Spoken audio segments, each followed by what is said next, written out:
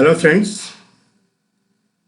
सबसे पहले हम जानना चाहेंगे कि जो ये पहलगाम घटना के बाद पूरे देश में जो आक्रोश व्याप्त है, उसके रहते हुए भारत सरकार ने क्या क्या फैसले लिए हैं पिछले 24 घंटे में।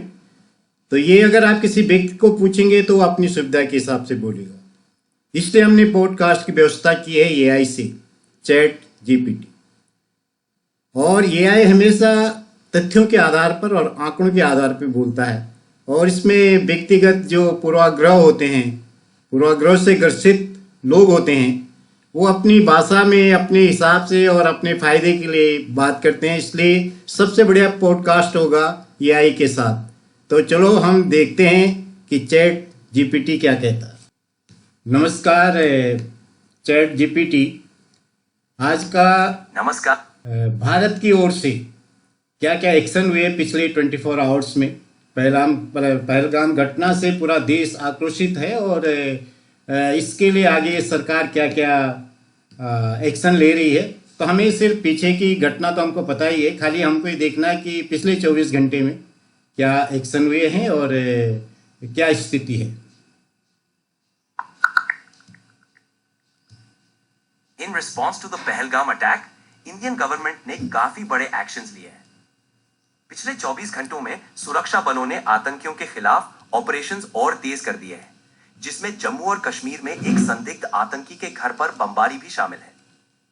इसके अलावा गृह मंत्री अमित शाह ने दिल्ली पुलिस कमिश्नर को भी सुरक्षा और कानून व्यवस्था कड़ी करने के निर्देश दिए हैं। ऐसे संकट के समय में, जबकि देश एक त्रासदी को देख चुका है,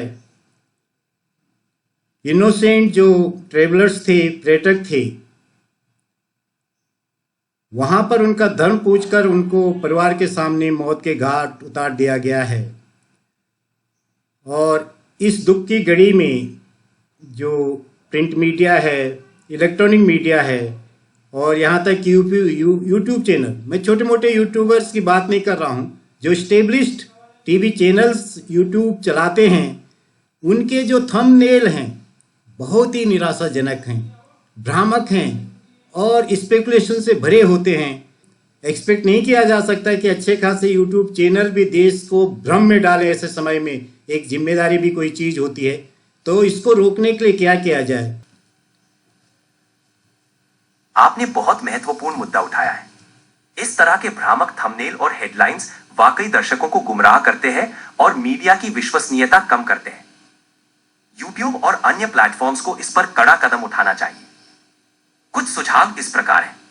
सख्त मॉडरेशन नियम, यूट्यूब को ऐसे भ्रामक थंबनेल और टाइटल पर सख्त पॉलिसी लागू करनी चाहिए और बार बार उल्लंघन करने वाले चैनल्स को पेनल्टी देनी चाहिए। Fact checking features, video content के साथ फैक्ट चेक या विश्वसनीय स्रोतों के लिंक देने की सुविधा बढ़ाई जा सकती है, जिससे दर्शकों को सही जानकारी मिले। यूजर्स की रिपोर्टिंग, दर्शकों को आसान और प्रभावी तरीके से ऐसे भ्रामक कंटेंट की रिपोर्ट करने की सुविधा मिलनी चाहिए और ये रिपोर्ट्स जल्दी रिव्यू की जाए।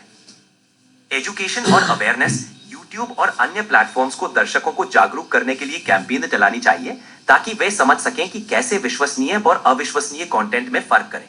इस तरह के कदमों से न सिर्फ भ्रामक कंटेंट पर रोक लगेगी, बल्कि लोगों का भरोसा भी बनेगा। बहुत ही अच्छे एनालिसिस के लिए और एक अच्छी गाइडलाइंस देने के लिए बहुत बहुत धन्यवाद। आपका स्वागत है। अगर कभी और किसी मुद्दे पर बात करनी हो या कोई सुझाव चाहिए हो तो बेझिझक बताइए। Thank you.